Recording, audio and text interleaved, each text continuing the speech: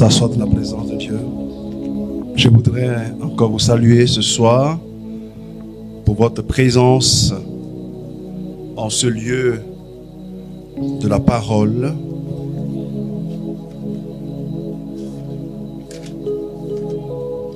Je veux saluer toutes celles et tous ceux qui nous suivent aussi depuis Internet, que ce soit en direct qu'en différé.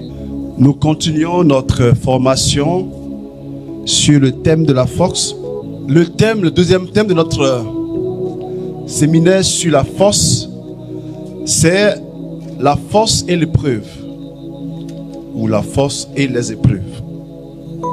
La semaine dernière, nous avons défini ce qu'était la vertu de la force. Ça tombait bien parce que nous étions à la veille du temps de carême.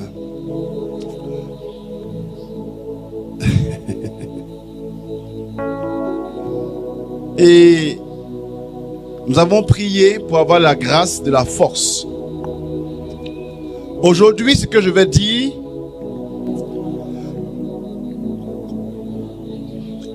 va sembler être différent de ce que vous avez entendu la semaine dernière. Ça va sembler être différent. Ça va sembler être l'opposé.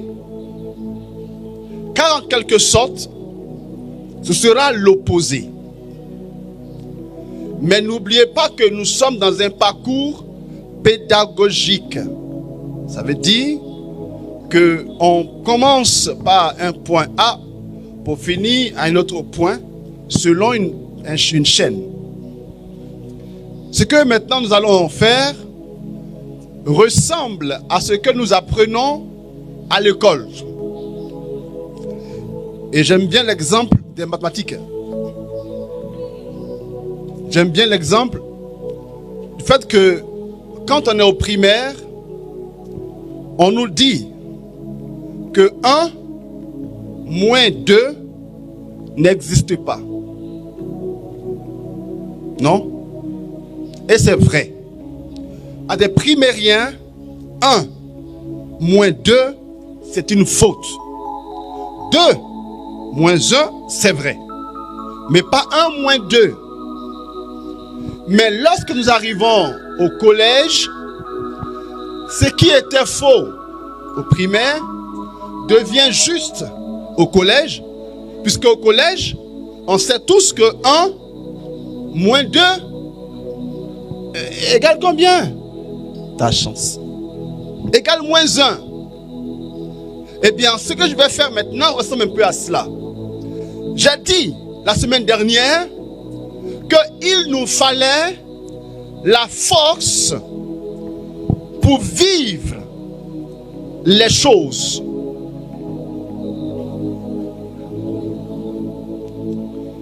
Mais aujourd'hui, je vais dire les choses différemment.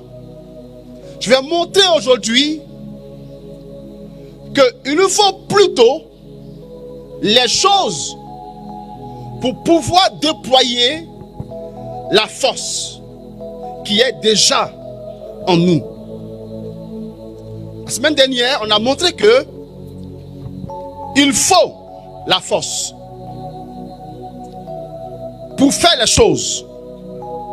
Aujourd'hui, je vais montrer que la force est déjà en toi. La force n'est pas ailleurs. Elle est déjà en toi et en moi.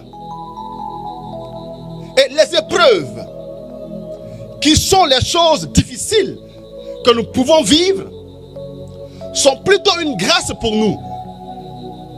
Nos épreuves, nos contextes difficiles sont plutôt une grâce. Une grâce pour nous aider à déployer la force ou les forces qui sont déjà en nous.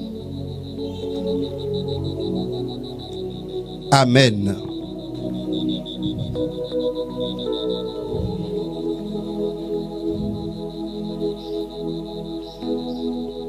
Seigneur, je veux la force, je veux la force. Quelquefois, quand on demande la force à Dieu, on a l'impression que Dieu est silencieux. Quand on demande la force, amen. Eh bien, Dieu est silencieux. Pourquoi? Parce qu'il nous a déjà exaucés. Dieu nous a déjà exaucés en mettant déjà la force en nous. Quelquefois, nous les chrétiens charismatiques, nous cherchons l'onction. Mais en fait, on peut chercher l'onction en vain. Vain, V-A-I-N, hein? C'est pas vain, V-I-N. Même si d'autres cherchent l'onction en vain, je parle de ceux qui cherchent l'onction en vain. En vain, en vain. Mais pourquoi est-ce que on pourra chercher l'onction en vain? Parce que on ne trouvera pas ce qui est déjà là. Imaginez-vous que moi, qui porte des lunettes, ces lunettes sont sur mes yeux. Regardez-moi ici, laissez les grillons. Laissez-moi ici. Hein. C'est sur mes yeux. Et je cherche mes lunettes. Dites-moi, où vais-je les trouver? En vain. Car je verrai ici, je cherche par là, partout, partout, je suis inquiet, affolé. Or, ces lunettes que je cherche sont déjà là sur mes yeux. Donc c'est en vain. Et beaucoup, nous cherchons l'onction en vain parce que l'onction est déjà là. Nous cherchons la force en vain parce que la force est déjà là. On a lu ensemble Acte 1, 8, non? La semaine dernière. Vrai ou faux? Acte 1, 8. Qu'est-ce qu'il dit? Acte 1, 8 disait quoi? Vous recevrez une force et vous serez mes témoins. Et on a vu que la force que, il a déjà dit, fini, la force que les apôtres ont reçue leur a permis de répondre à leur vocation. Ils ont quitté leur peur et ils sont allés sur le terrain pour mettre en application l'appel que Dieu leur a donné.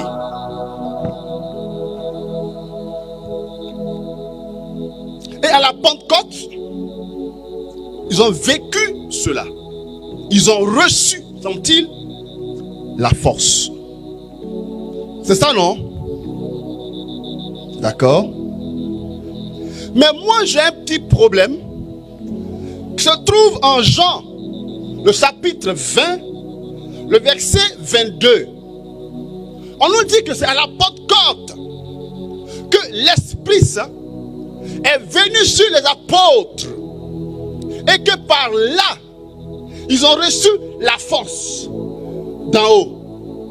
Ah ben, c'est pas ça, c'est le faux. Ah ben, c'est pas ça, non? Sero. Mon cerveau est en train d'évoluer. Non, attendez, il faut qu'on aille doucement. Est-ce qu'on est d'accord que selon Acte 1, verset 8, qui dit qu'ils recevront une force, cela a été accompli à la Pentecôte, Acte 2. Là-bas, ils ont reçu l'Esprit Saint, c'est ça? C'est ça, non? Et la force aussi, c'est ça?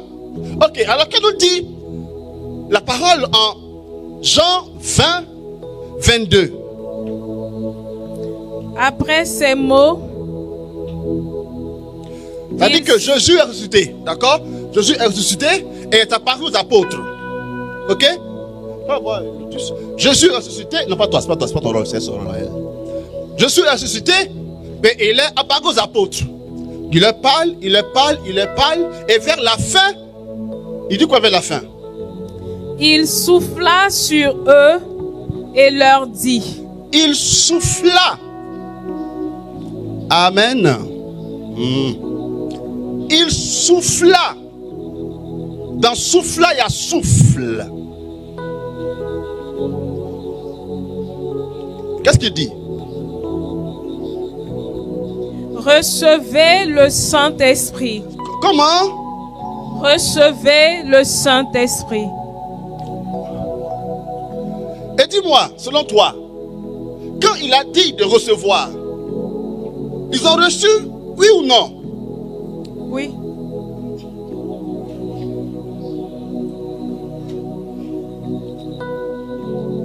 Ce texte-là, c'est avant Actes des Apôtres ou c'est après Actes des Apôtres?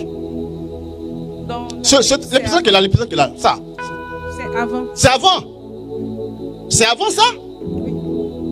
C'est avant. C'est avant. D'accord? Donc, avant Acte 1, 8, où Jésus dit aux apôtres, ne bougez pas. Vous recevrez une puissance, une force, celle de l'Esprit Saint. D'accord? Et après ça, quelques jours plus tard, il reçoit l'Esprit Saint. Donc la force de Dieu. C'est ça? Donc comment comprendre Jean 20, 22, où le Christ souffla. Souffler. Roua, souffle. La roua. Sur eux, l'Esprit Saint.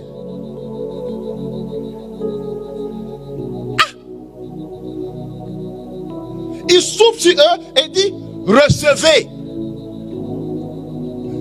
Est-ce que quand il dit recevez, ils ont vraiment reçu oui ou non? Est-ce qu'ils ont reçu oui ou non?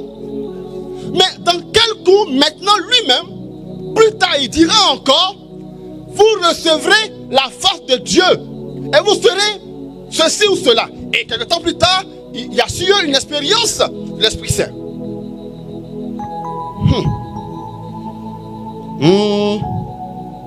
Amen. Pourquoi encore il y a Matthieu 10, verset 1.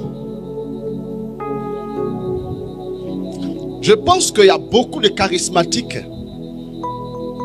qui vont ce soir redécouvrir leur charismaticité.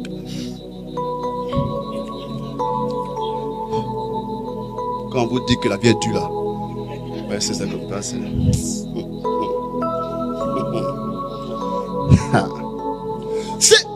Mon peuple se meurt parce qu'il lui manque quelque chose, la connaissance. Mais le jour où tu sauras, tu vivras. Amen. Nous mourrons beaucoup avec la gloire avec nous. Nous mourrons de soif alors que l'eau est là. On meurt de faim alors que là, il y a de la nourriture en abondance autour de nous. Parce qu'on ne sait pas que la nourriture est là. Elle est là, mais on ne sait pas. Amen. Dieu ne me parle pas, il ne me parle pas, il ne me parle pas. Et pourtant, il passe son temps à te parler. Mais tu ne sais pas. Amen. Il passe Dieu toutes ses journées à te parler. Mais tu ne sais pas. Matthieu 10, 1 dit quoi? Jésus appela ses 12 disciples et leur donna le pouvoir de chasser les esprits. Il leur donna le pouvoir. Il les appelle et il leur donne le pouvoir. Le pouvoir de chasser les démons. Et quoi encore? Et de guérir. Il leur donne le pouvoir de chasser et de guérir. Dis-moi ça. Est-ce que ça vient avant ou après Jean 20, 22? Où il souffle sur eux pour l'Esprit Saint? C'est avant. C'est encore avant. Frères et sœurs, à quel moment les apôtres commencent à vraiment exercer leur pouvoir de guérison, de délivrance? À quel moment? À Pentecôte. Après, non? Mais dans ma Bible, et dans votre Bible, en Matthieu 10, on nous dit que depuis le départ, quand il les appela, il leur donna déjà le pouvoir de chasser les démons et de guérir les maladies. Donc, la force qu'il a dit aux apôtres qu'ils recevraient à la Pentecôte, cette force-là est déjà là sur eux.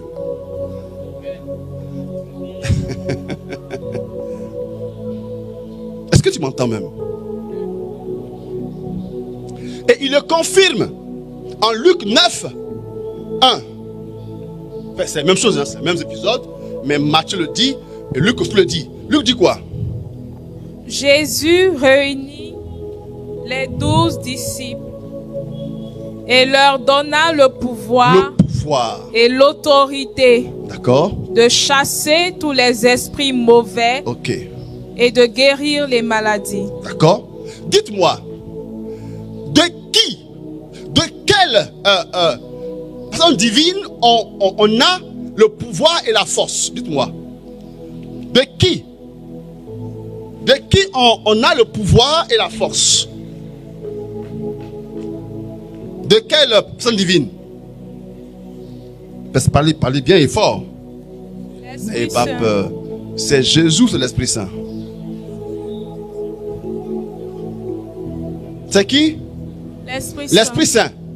Parce que Luc 4, 18, le Christ lui-même va dire: l'Esprit du Seigneur est sur moi, il m'a oint afin que par son onction je chasse les démons, je guéris tout cela. Donc même lui a reçu le pouvoir par la présence de l'Esprit Saint. Et donc c'est l'Esprit Saint qui nous donne la force et le pouvoir.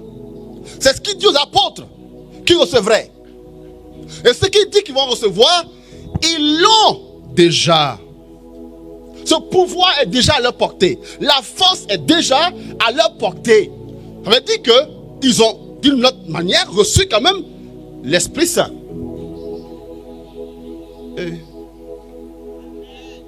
Non, c'est pas ça.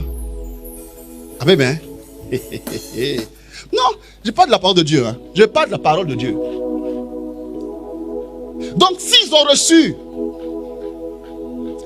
un pouvoir ou une force pour guérir et pour délivrer, ça veut dire qu'ils ont reçu toutes les forces et toute la force. Parce que c'est l'Esprit Saint qui donne la force. Or, ils l'ont avec eux. Si ils l'ont avec eux, ça veut dire qu'ils ont toute la force qu'il faut. Ils ont tout le pouvoir qu'il faut. Amen. Est-ce que mes qualités, moi, Père Etienne, je peux être là sans mes qualités? Là où je suis, toutes mes qualités, mes défauts aussi, sont là. Il n'y a pas que je suis là et puis il y a une qualité qui est là, l'autre n'est pas là. En principe, en moi, il y a tout ce que je suis. Donc si quelqu'un, tu marches chez toi, tu as tout de moi chez toi. Tu as chez toi aussi bien mes qualités que mes défauts. Donc lorsque les apôtres ont reçu le pouvoir, qu'ils ont reçu un pouvoir, ça veut dire qu'ils ont reçu tous les pouvoirs, parce que l'Esprit Saint qui est en eux, qui donne un pouvoir, a les autres pouvoirs. Donc ils ont tous les pouvoirs en eux dès le début.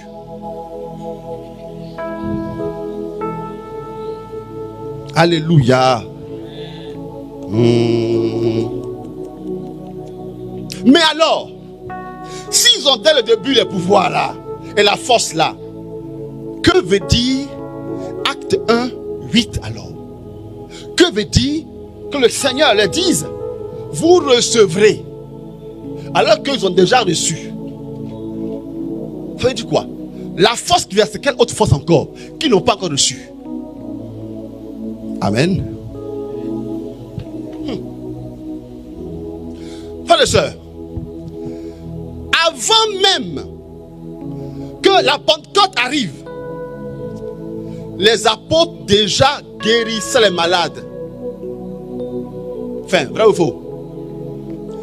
Une fois que Jésus les envoyait en mission, ils sont revenus faire le compte rendu à Jésus. Jésus, même les démons nous sont soumis. Ils ont expérimenté la force de Dieu qui délivre et qui guérit. Pierre. Pierre lui-même a fait une expérience sublime. Un jour que Jésus marche sur l'eau. Et Jésus lui dit, il dit à Jésus, si seulement toi, tu m'as de venir et je vais venir. Pierre dit à Pierre, viens. Et là, Pierre, frère et soeur, Pierre marche sur les eaux, d'accord? Mais le souci est que Jésus n'a pas prié pour Pierre ce jour-là, pour que Pierre ait la grâce ce jour-là de marcher sur les eaux. Amen. Non, tu n'as pas compris. Hein? Pierre n'a pas dit à Jésus, Jésus, prie pour moi pour que je marche sur l'eau comme toi.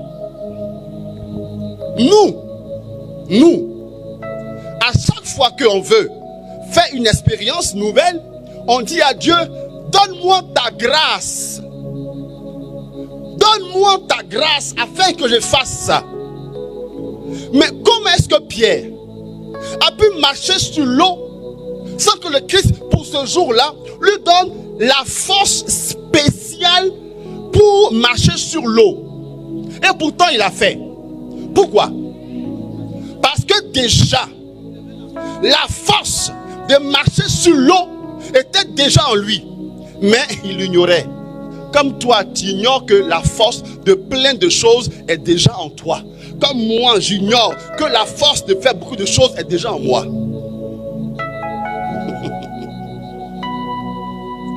Les apôtres avaient déjà tout ça. Mais d'une part, soit il ignorait, soit que, comme on a dit la semaine dernière, il y a plein de choses. Comme quoi? La peur, la paresse, le découragement, la fuite, toutes ces choses-là empêchent ce qui est déjà en nous de se manifester.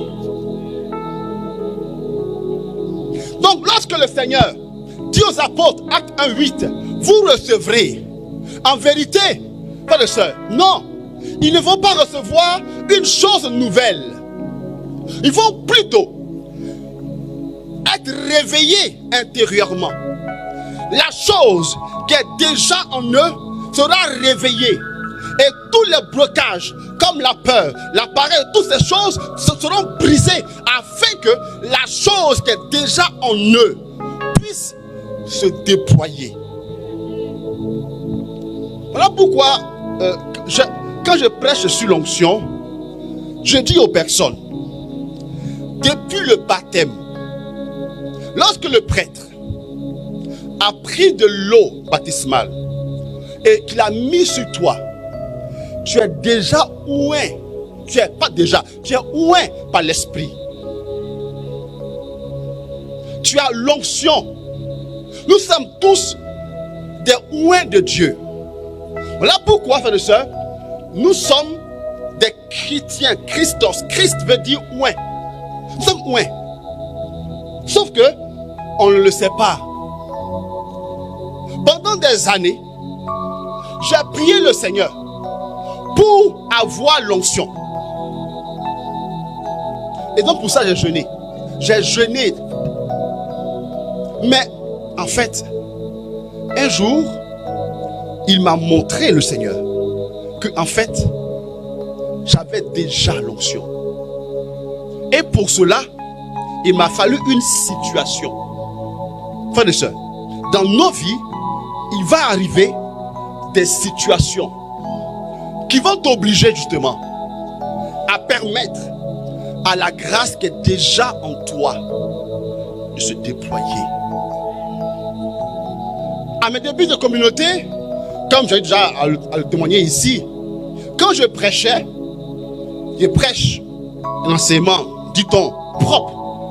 Quand je finis de prêcher, je passe mon micro à ceux qui ont l'onction. Venez prier pour les gens. Voilà. Je finis de prêcher. Je passe le micro à eux. Eux qui ont l'onction. Et eux qui ont l'onction, ils viennent et puis ils démontrent l'onction. Un jour que j'ai prêché à Boaké, et que j'ai fait la même chose donne le micro à un des ouins. Donc mon frère Jérémie qui est venu la dernière fois, qui est venu ici. Jérémie, fais la chose là. Fais la chose là. Il prend le micro pour faire la chose là. Hein, la chose là, puis on tombe là. La chose là. Et il veut commencer. Il commence, mais tout d'un coup, je vois que le gars, il me tend le micro. Il dit fais. Alors, j'ai cru qu'il voulait m'entraîner, qu'on fasse ensemble un truc. Je prends le micro, je me retourne, il n'est plus là. Il n'est même pas dans l'espace pour dire que tiens le micro, il n'est même pas là. Voici le peuple de Dieu qui est là, qui est devant moi. Voici moi qui suis là. Personne à l'horizon s'est gâté.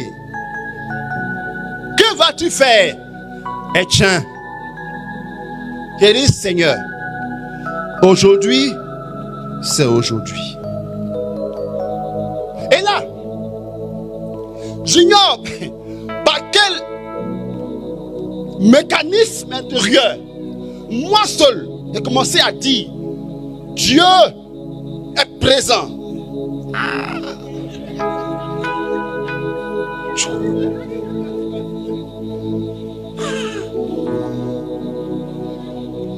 Je vais m'arrêter, mais je continue. L'onction est déversée. Je dis, oh, qu'est-ce que tu fais comme ça même?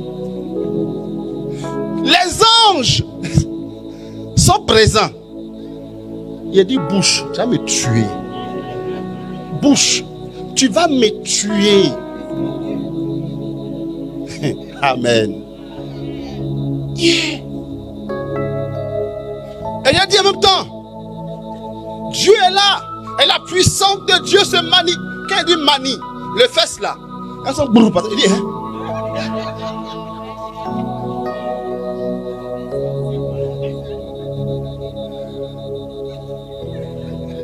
Oh, mais la suite, c'est la suite.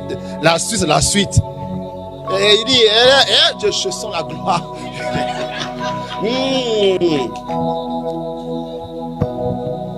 Et là, depuis ce jour-là, en fait, je n'ai plus dit, Seigneur, donne-moi l'onction. En fait, et pourtant, je n'ai pas reçu entre-temps une prière spéciale. Non, la chose était déjà là. Mais ce sont mes hésitations, mes doutes, toutes ces choses-là qui empêchent que la chose se manifeste. Ou encore parce qu'il n'y a pas d'occasion. Dieu va te donner l'occasion de faire que la force qui est en toi se déploie. Écoute-moi. Si on te dit à toi, soulève la Bible. Viens mon fils. La Bible la soulève, il faut se lever.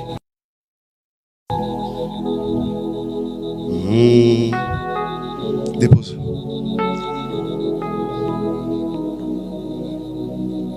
Regarde. Soulève ça là. L'appareil là. Soulève l'appareil là. Il faut se lever. Ah, il fait que. Pourquoi ça là tu m'as dit Pourquoi ça t'as rien dit? Et ça tu dis pourquoi? Ça paraît lourd, non?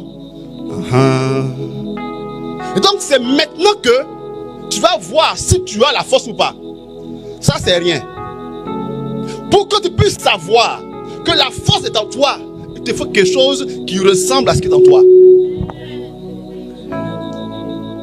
Comment tu sauras que tu es fort? Comment on sait qu'on est fort? Si ce n'est parce qu'on est confronté à une situation qui m'oblige à voir ou pas ma force. On est fort à mesure qu'on arrive à faire ceci ou cela. On est fort à mesure qu'on arrive à régler les situations concrètes. Voilà pourquoi dans notre vie, il nous faut des épreuves. Il nous faut ça, parce que tu ne sauras jamais ce que tu vaux s'il n'y a pas dans ta vie des épreuves.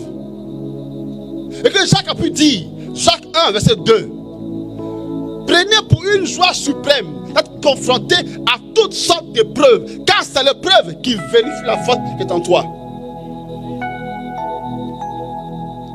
comment tu veux savoir si tu es loin ou pas? S'il n'y a pas une situation qui t'amène à débloquer l'onction qui est sur toi. Tu viens la prier tous les jours. On prie pour toi pour que tu aies quoi? Ce sont les guérisons. Tu tombes, tu retombes, tu retombes. Mais comment toi tu sauras que tu as vraiment l'onction de guérison? Comment tu sauras ça? Dis-moi comment tu sauras ça? C'est lorsque tu auras un cas devant toi. Pas de vrais cas, hein. Je n'ai pas dit migraine. Migraine a 2 G, c'est bon. Il y a déjà aspirine qui va gérer ça. Amen. Dans notre catholique là, pour que quelque chose soit dit miraculeux, pourquoi on parle de miracle là? Miracle.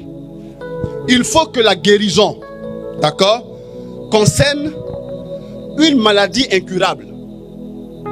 Amen. Pour qu'on parle chez nous de miracle là, il faut que ce soit d'abord une maladie qui soit incurable. Incurable par la médecine. Et que la guérison soit instantanée. C'est-à-dire, là maintenant, en même temps, là, c'est pas non, tu as mal au pied, tu étais comme ça. Et tu es comme ça après maintenant, tu... Non. En même temps. Et puis soit définitif. Ça c'est tout de suite. Et dans les années qui suivent, c'est encore ça. Amen. Et quand tu fais ça comme miracle, on dit que tu as le don de miracle. Et donc pour que tu puisses vérifier que tu as un tel don de miracle là, il te faut un cas comme ça. Et dans notre vie, frères et sœurs, dans nos vies, il y a des choses comme ça qui se présentent à nous.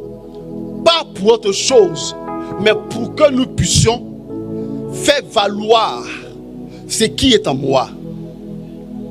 J'ai une fille avec qui je parlais hier, qui est confrontée en ce moment à un problème difficile avec ses enfants. Un cas compliqué. Et vraiment le cas est dur. Mais ça fait des années qu'elle supporte cela. Et elle dit, ah père, vraiment c'est quand même forte, hein? C'est quand même forte, je suis forte là. Elle dit, oui, tu es forte. Et comment tu le sais? À cause de la situation actuelle que tu arrives à gérer malgré tes fragilités. Alléluia.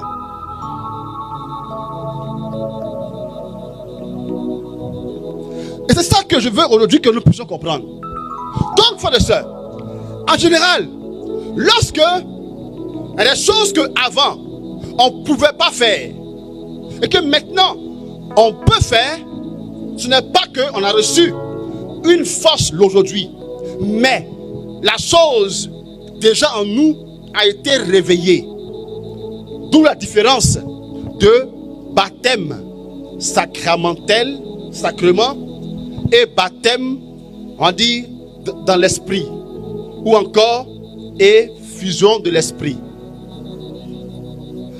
Quand on prie pour vous, et puis en vous se déploient des choses, ce n'est pas ce jour-là que tu l'as reçu. C'est déjà à ton baptême. Si tu as un don de guérison, c'est déjà à ton baptême. Si tu as le don, c'est déjà à ton baptême. Sauf que ce don-là est enfoui en toi parce que tu n'as pas encore les dispositions pour que la chose se déploie. Et quand tu viens ici, on prie pour toi et l'Esprit te dispose et rafraîchit en toi cette grâce que tu as. Intercession, miracle, prédication, tout cela est déjà enfoui en toi. Et la grâce de l'effusion de l'Esprit que l'on vit ici fait que ça te dispose à mettre cela en œuvre.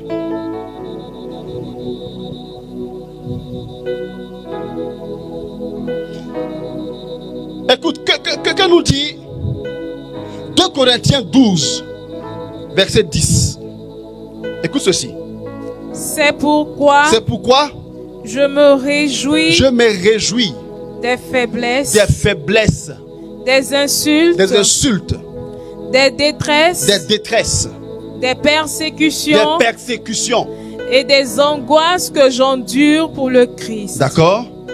Car lorsque je suis faible, donc quand je suis confronté à des situations difficiles qui me dépassent, oui, c'est alors que je suis fort. Que en moi se déploie maintenant la force qui est enfouie.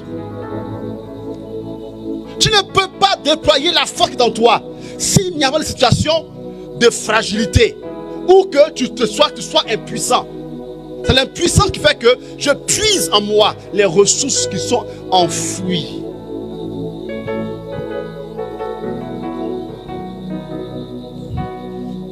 Corinthiens 10, 13.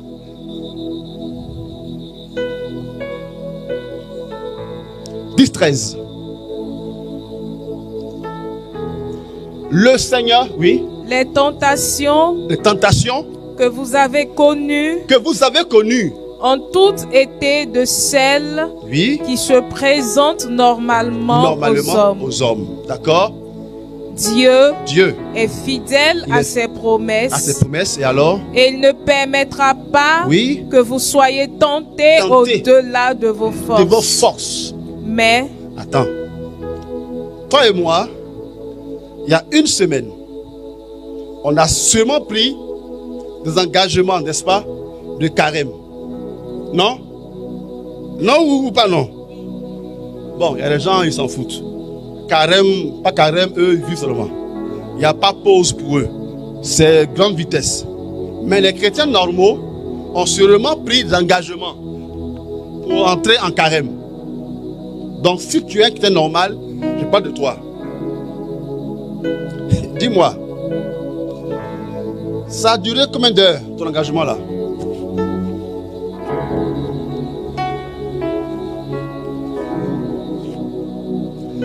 Ça a duré combien d'heures, ton engagement?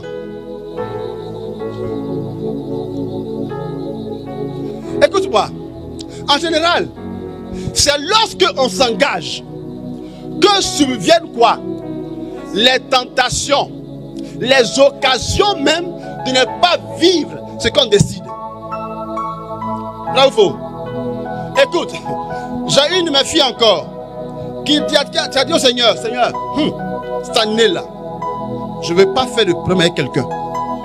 Je veux être dans mon coin. Froisser personne. Piquer personne. Je veux être dans mon coin. Seigneur, voici mon engagement.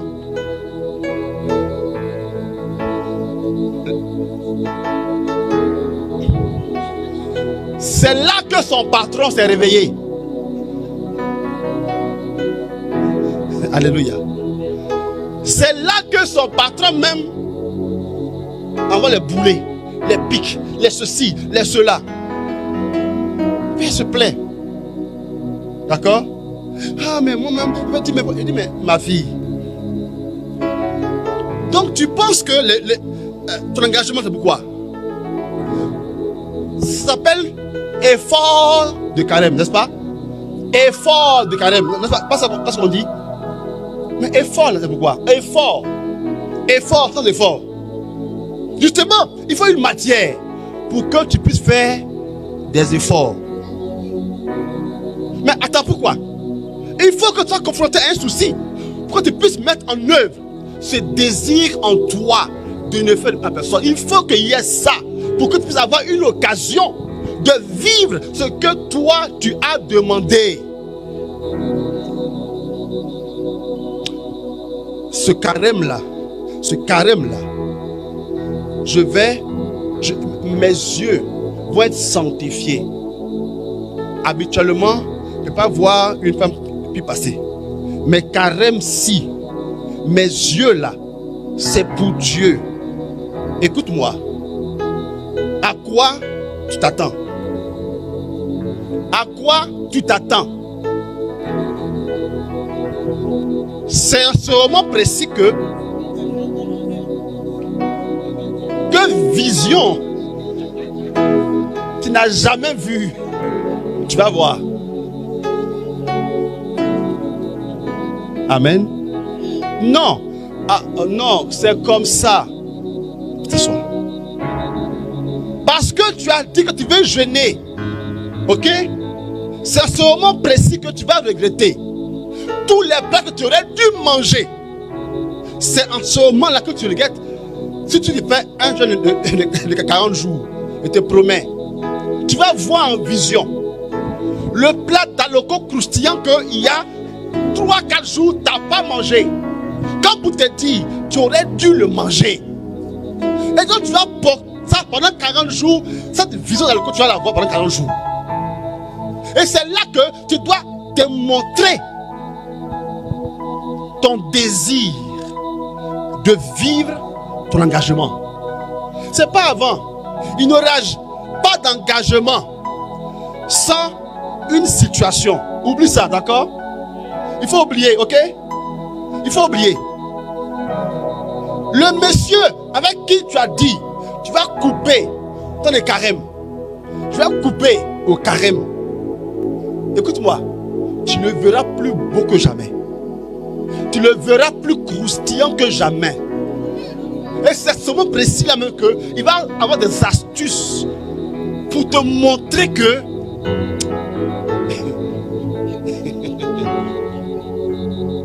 Amen. C'est logique. Mais Paul nous dit quoi? 1 Corinthiens 10, 13. Mais au moment où surviendra la tentation, il vous donnera la force de la supporter et ainsi le moyen d'en sortir. J'avais dit que dans d'autres versions, on n'est pas éprouvé plus qu'on a la force de résister. À chaque épreuve, il y a la force qui est déjà en toi, déjà en moi. La force est déjà en moi. La possibilité est déjà en moi. Parce que Dieu est un Dieu responsable. Lequel des parents dira à son enfant, un bébé, comme d'aller soulever ce baffe-là? Lequel des parents? Le papa dira à l'enfant, va prendre la corbeille. Parce qu'il sait que l'enfant a déjà en lui la force de prendre la corbeille. Donc, lorsque surviennent pour nous des épreuves, parce que la force est déjà là, elle ne viendra pas, elle est là. Elle est là. La force toujours précède la chose. Voilà pourquoi Jésus a créé toutes choses d'abord avant de créer l'être humain le 6e jour. Tout était déjà à sa disposition avant que l'être humain ne vienne. Donc la force est déjà en nous. Amen. Et il faut que tu le saches. Que je le sache. Et quand toi et moi, on l'aura su, nos prières ne seront plus les mêmes. Et notre regard sur les choses ne sera plus le même regard.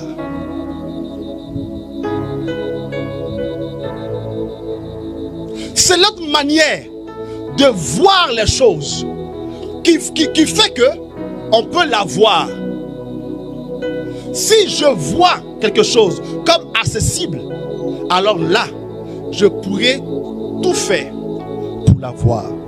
Écoutez, je suis admiratif de tous ceux qui se battent pour aller en Europe. Je suis admiratif. Ils font main et pieds pour y aller. On dit quoi, 5 millions, ils vont trouver ça. Ils vont faire tout, ils vont trouver ça. Ils sont prêts à passer par le Mali, par le Nigeria, par le quoi, mais ils vont aller en France. Amen. Et moi, j'aime dire ceci. Si nous faisions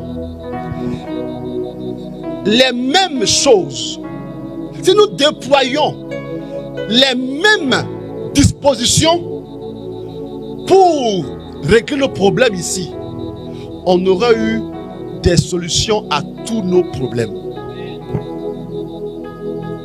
Quand les Européens et les Africains vont en France, ils n'ont aucun problème à faire 3 boulots.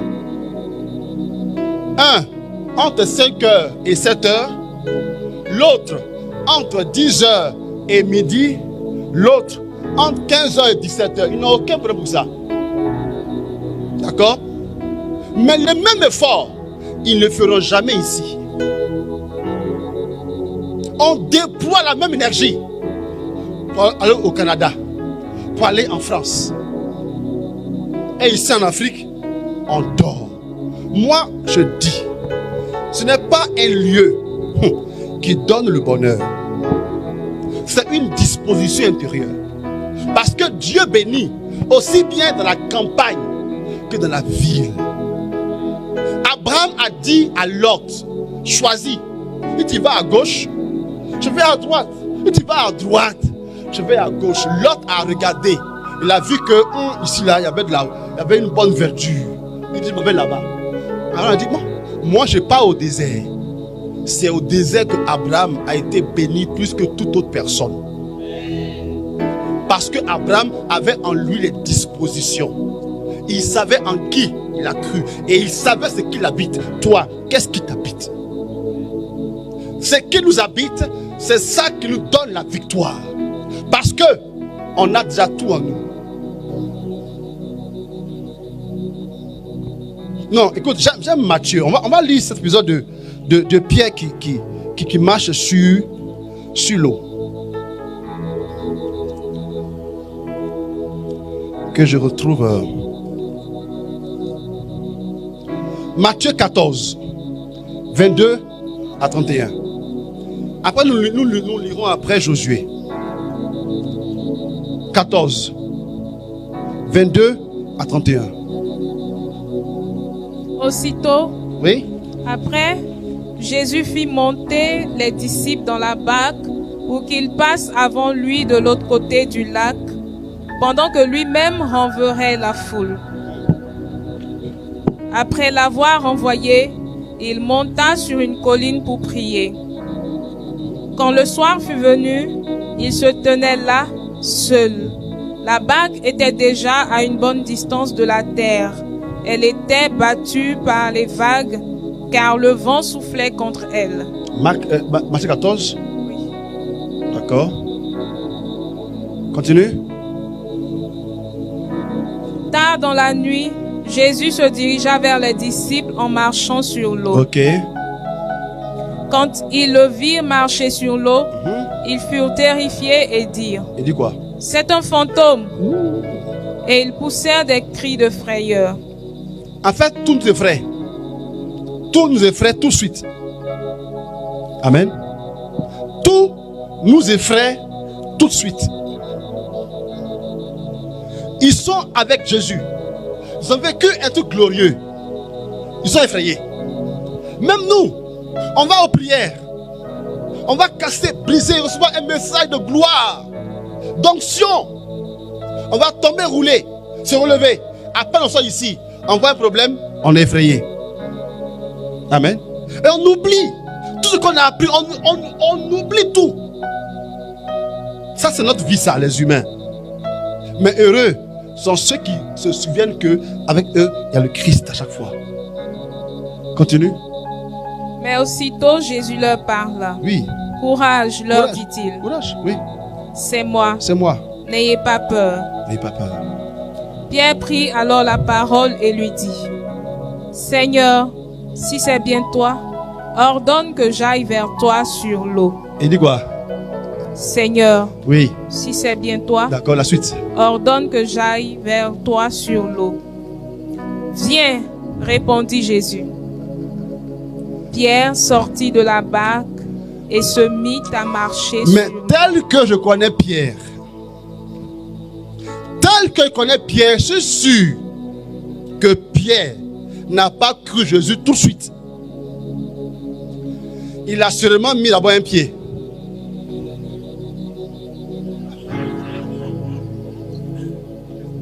Hey, ça va.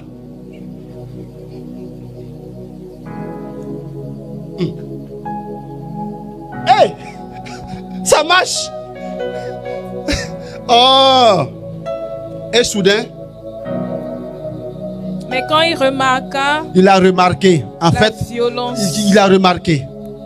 Pierre remarque les choses. Ça seulement il remarque les choses. Pierre aime tout remarquer, sauf quand Jésus est présent. Pierre voit ce qu'il y a autour de lui, sauf la présence de Jésus. Il a remarqué que quoi? La violence du vent. Comme toi, non? Tu remarques que le vent est violent, mais tu ne remarques jamais que la puissance de Dieu aussi est plus forte que le vent. Amen. On ne remarque jamais que la force de Dieu est plus puissante que tout vent. Toujours on remarque les choses du monde parce que nous sommes des gens du monde. Mais le jour où toi et moi, on sera des gens de Dieu, des chrétiens, des chrétiens, donc en Christ, on va plus remarquer que Dieu est présent plutôt que de remarquer que le vent est contraire. Et alors? Il prit peur. Il prit peur. Continue. Il commença à s'enfoncer dans l'eau et s'écria. Seigneur, aide-moi, sauve-moi. Continue. Aussitôt, oui. Jésus étendit la main, le saisit et lui dit. Il dit quoi? Comme ta confiance est faible. Comme ta foi est faible.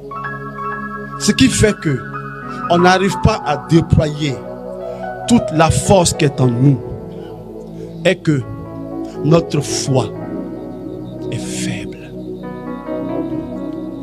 Pierre allait couler alors qu'il a le pouvoir de marcher sur l'eau. Alléluia. Pierre allait couler alors qu'il a le pouvoir de marcher sur l'eau. Et ce pouvoir-là, depuis le début, il avait ça. Comme je l'ai dit, parce que le Seigneur n'a pas prié pour lui là, parce que le pouvoir était déjà en lui. Beaucoup, nous mourrons dans nos épreuves et pourtant nous avons la solution à notre portée. Nous mourrons. On voit les chrétiens qui pleurent.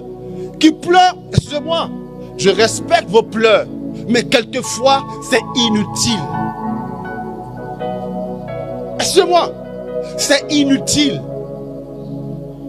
Au contraire, ce sont nos pleurs qui, comme Pierre, nous enfoncent. Et pourtant, nous avons en nous le pouvoir de marcher sur ce qui est en train de nous tuer. Pierre avait le pouvoir de marcher sur cette eau qui était en train de l'engloutir.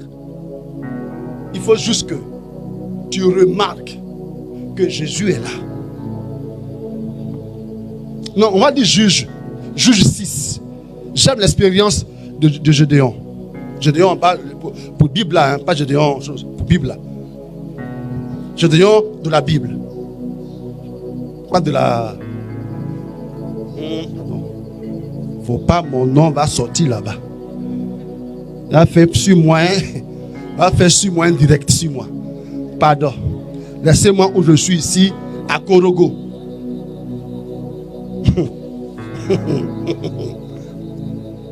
Juge 6, 11 à 15. Écoute-moi très bien. Écoute ceci. L'ange du Seigneur vint au village d'Ophra. Oui. Il s'assit sous le chêne situé dans la propriété de Joach, un homme du clan d'Abiézer. Gédéon, fils de Joach, était en train de battre le blé dans le pressoir à raisin pour ne pas être vu des Madianites. L'ange du Seigneur lui apparut et lui dit, il dit quoi? Le Seigneur est avec toi, valeureux combattant. Il dit quoi? Le Seigneur est avec toi, oui, valeureux combattant. Et donc maintenant, écoute ce que dit Gédéon. Gédéon répondit. Il dit quoi? Pardon mon Seigneur. Tu dis quoi? Il dit, tu dis quoi? Pardon mon Seigneur. Pardon, j'ai pas entendu. Tu dis quoi même? Pardon mon Seigneur. Parce que beaucoup disent ça à Dieu. Dieu, tu dis quoi même? Tu dis quoi même?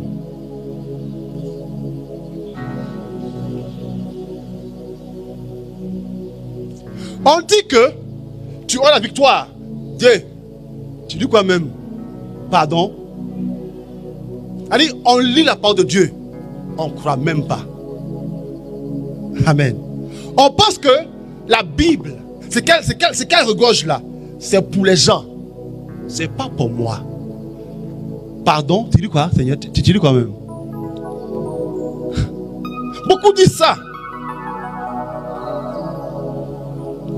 Pardon? Continue. Si le Seigneur est avec nous. Si tu dis que moi, je suis une femme bénie là, pourquoi je suis comme ça? Bravo. Si tu dis dans ta parole que je suis femme prospère là,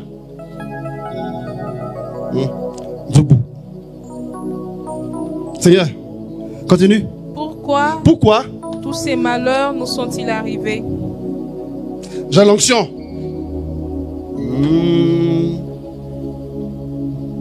Seigneur, est-ce que tu t'entends parler? J'ai l'onction, c'est ça? J'ai l'onction.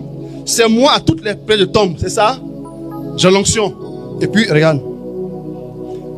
Regarde, il y a quoi qui a changé de ma vie? Regarde-moi.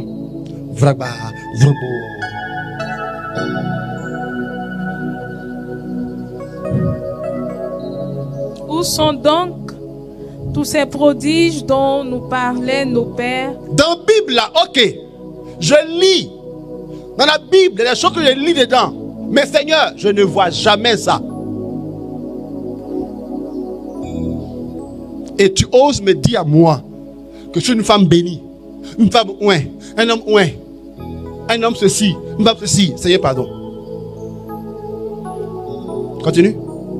Où sont donc tous ces prodiges dont nous parlaient nos pères quand ils nous racontaient que le Seigneur les avait fait sortir d'Égypte? Ok.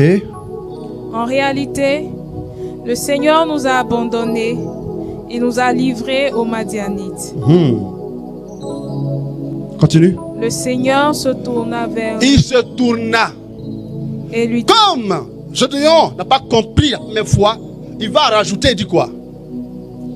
Avec la force que tu as. Avec quoi? Avec la force que tu as. Dites-moi, est-ce que l'ange a prié pour Gédéon? Non, il faut me répondre. Faut me répondre. Est-ce qu'il y a eu un temps de prière organisé pour que Gédéon reçoive une grâce spéciale pour la mission spéciale? Non. Non, dites-moi la vérité, s'il vous plaît. Est-ce qu'il y a eu une infusion spéciale? Est-ce que vous avez invité Ferlin? Vous avez invité Gila Souli? Marcel Blé?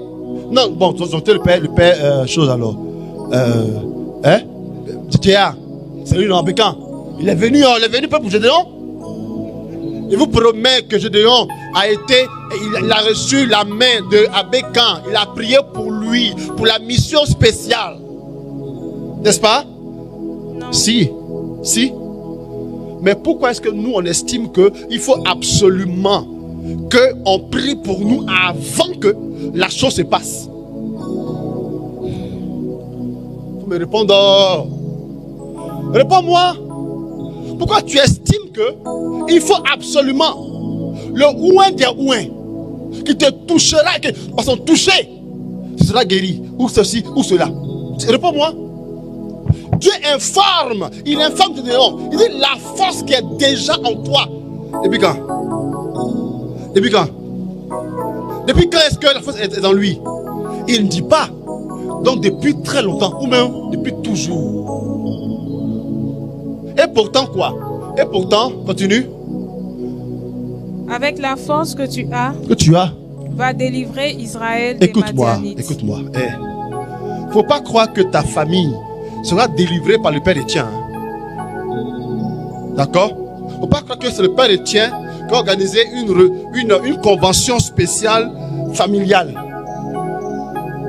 D'accord? Pas croire qu'il faut un extra prédicateur pour prendre en charge ta famille. Toi, tu peux le faire. Par la force qui est en toi, tu peux le faire. Avant ce jour-là, Gédéon ignorait que, en fait, en lui, il y avait une force. La preuve, continue. C'est moi qui t'envoie. Moi qui t'envoie. Continue. Je t'en prie, Seigneur. Voilà. Répondit Gédéon va encore expliquer à Dieu. Parce que Dieu, il n'est pas très fort. Il va lui expliquer la vraie situation. Parce que Dieu, il est tellement haut là-bas qu'il ignore les vraies choses sur la terre ici. Dieu est tellement haut là-bas qu'il ignore que maintenant, j'ai 35 ans, 40 ans, je ne suis pas encore marié. Dieu, il ignore ça. Il est tellement haut là-bas qu'il faut qu'il sache que j'ai mon diplôme, j'ai un master en ceci et je suis garde d'enfant. Il ignore ça. Que j'explique au Seigneur que je suis une femme, je n'ai pas d'enfant, bien que marié. Dieu l'ignore. Donc moi, je vais lui expliquer ça maintenant. Qu'est-ce qu'il dit? Je t'en prie, Seigneur. Répondit Gédéon. Hey. Comment pourrais-je sauver Israël? Mon clan est le plus faible de la tribu de Manassé. Maintenant, je comprends ta désolation. Mais mets un peu de tonus dans ton micro, dans ta voix. Je comprends. Là, tu es abattu. Mais fais comme si tu es forte. Hein? Vas-y. Mon clan est le plus faible de la tribu de Manassé. Et oui. Moi, je suis le plus jeune de ma famille. T'as vu, non? Quand je nous regarde, quand je me regarde, quand je regarde la situation, Seigneur, excuse-moi, j'ai du mal à croire. Eh bien, crois-moi, c'est justement parce que tu as du mal à croire que la situation demeure comme telle. Demeure telle. La force était en Gédéon, comme la force est en toi, tu n'as pas idée. La force est en toi, tu n'as pas idée. Dieu l'informe avec la force qui est en toi. Vas-y et bouleverse la situation. Je vais dire à quelqu'un ce soir, tu n'as pas besoin d'une autre force. Celle que tu as est déjà capable de faire des choses pour toi. J'ai dit un jour à mes débuts de communauté, j'ai dit un jour à un prédicateur, un grand, je vais quand même le citer, il y a quand même l'honorer, Marcel Blé. Je lui ai dit, Marcel Blé, je crois que je n'ai aucun charisme. Je crois que je n'ai aucun charisme. Prie pour moi pour que j'ai le charisme, comme toi, pour pouvoir faire l'œuvre de Dieu. Prie pour moi pour ça. Il me demande, mais le charisme là, ça pour faire quoi? Et c'est pour servir le Seigneur, c'est pour le servir, c'est pour le servir. Il dit, qui t'a envoyé pour le servir? Je dis, Dieu. C'est Dieu, non? Il dit, d'accord, ici dans ce cas, si c'est Dieu qui t'a envoyé faire son œuvre, c'est que Dieu est assez intelligent pour t'avoir accordé ce qu'il t'estime toi bien pour son œuvre. C'est fort, hein? Il n'a pas compris. Il n'a pas compris le jour là. Il n'a pas compris. Il dit il veut briller ses charismes. Il veut pas partager ses charismes avec les gens. Il n'a pas compris. Masso, prie pour moi qui est ici, c'est quoi? Moi je suis un chrétien normal. Tu parles trop. Prie pour moi qui est là. Amen. Et les chrétiens là, tu parles trop. Prie pour moi qui est là. Amen.